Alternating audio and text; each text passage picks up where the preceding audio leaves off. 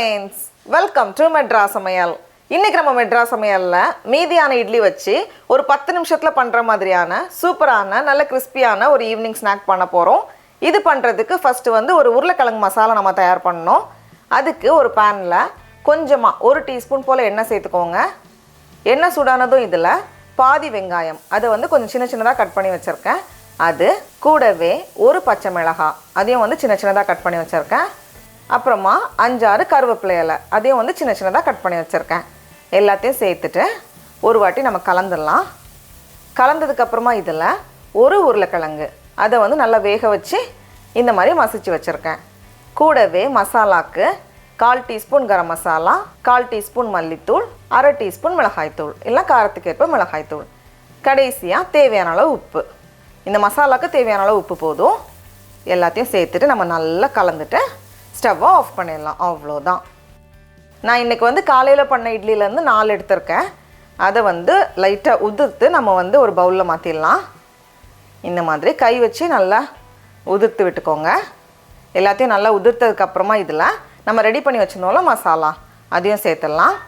கூடவே கொஞ்சமாக நறுக்குன மல்லி இலை எல்லாத்தையும் சேர்த்துட்டு மறுபடியும் நம்ம நல்லா கலந்து வைக்கணும். இந்த மாதிரி நல்லா கலந்தாச்சு.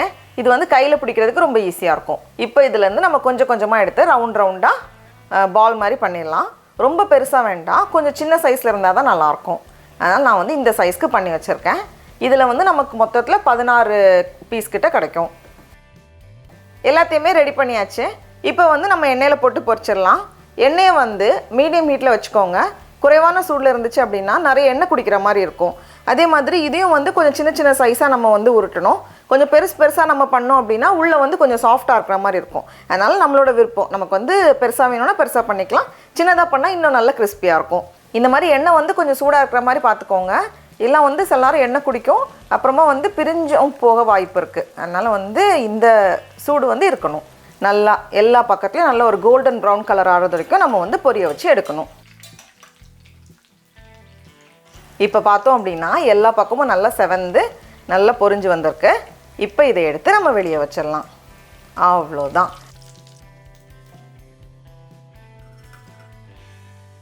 டடா, நம்மளோட இட்லி பாப்ஸ்லாம் ரெடியாக இருக்குது. இப்போ நம்ம டேஸ்ட் பண்ணி பார்க்கலாமா? அது வந்து சூடாக இருக்கும்போது வெளியே அந்த லேயர் வந்து நல்ல கிறிஸ்பியாக இருக்கும்.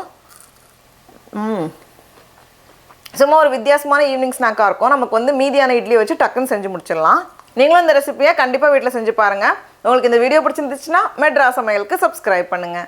நாவின் சுவை அரும்புகள் மலரட்டும்.